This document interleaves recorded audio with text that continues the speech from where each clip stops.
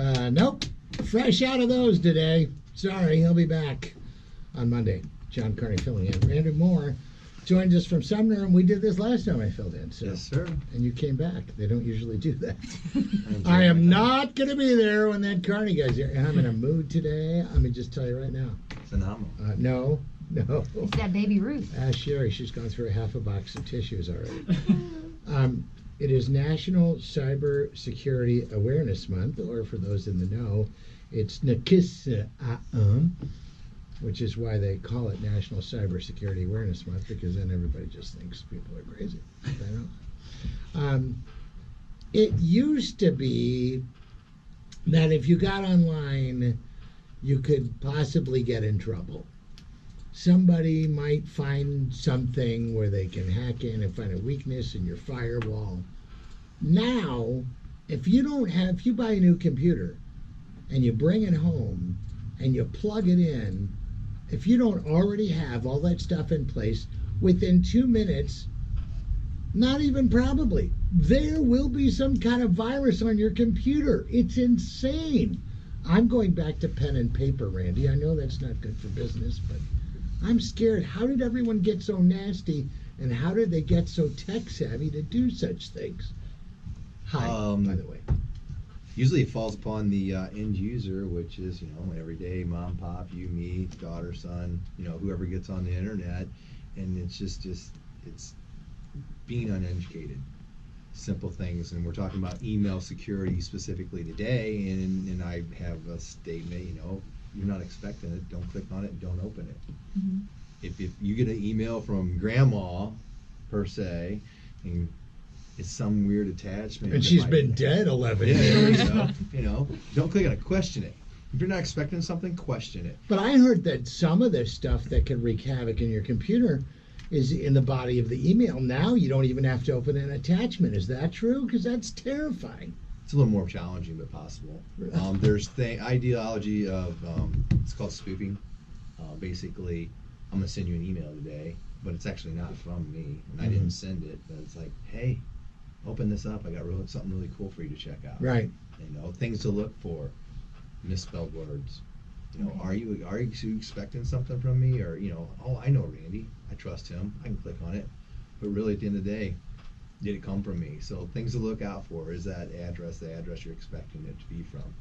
Are you expecting it? So it could be as simple as a PDF file or a picture, which is, PDF files are kind of like a Word document. A document. They can embed information in there that can wreak havoc on your system. I sign up for every kind of reward coupon program there is. So I get tons of email. Actually, right now, this is embarrassing to admit, I probably have like 15,000 emails. Wow. It's so sad, but it's true. That's I mean, I pretty get tons. Yeah. I mean, I get tons of, it's actually 16,107. I got 500, then I'll say, stop being so mean to Sherry. She's a fan favorite, John. But with the coupons, I mean, you're going to get them from, say, Marshall's or Michael's or whoever. You expect them. But is there a way to know if they've been hacked right away if you don't get something else from them? It's not necessarily that they've been hacked. What's happening is you're signing up for this free information, right?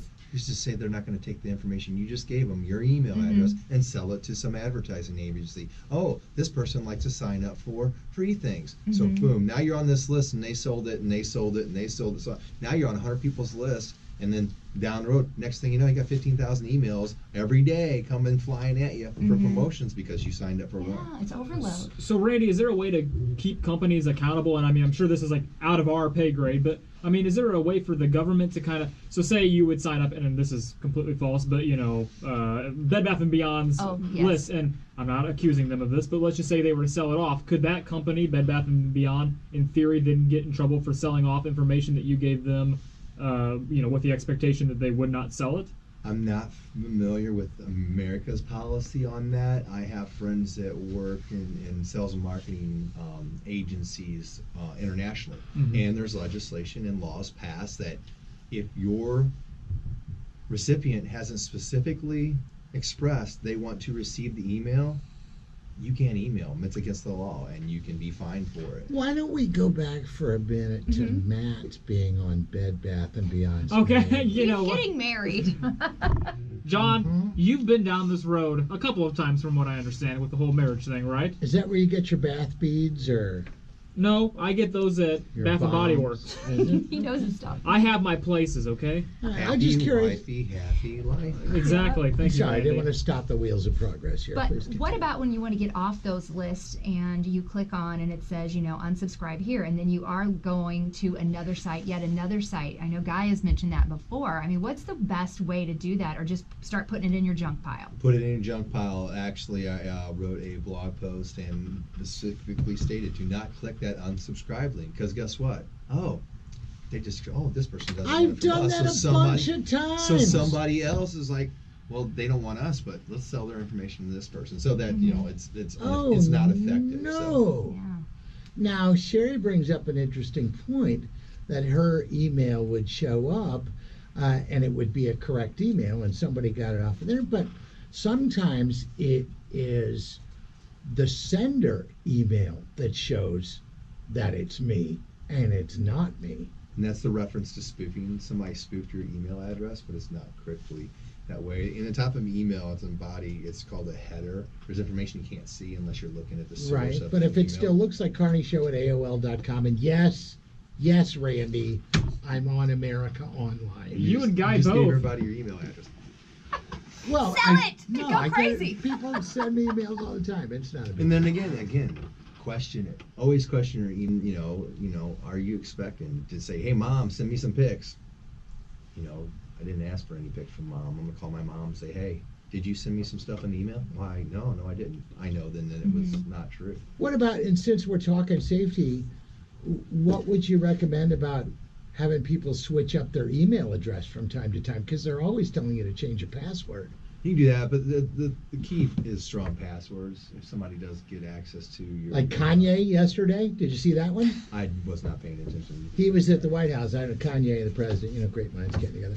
And he was on his iPhone and he wanted to show something to the president. And there was the media there, so there's video of this. And he gets his iPhone and he hits his passcode to show the president something. So to unlock Kanye's iPhone, if you wanted this information, it's 0000. That's his big code. Pretty simple. Pretty simple.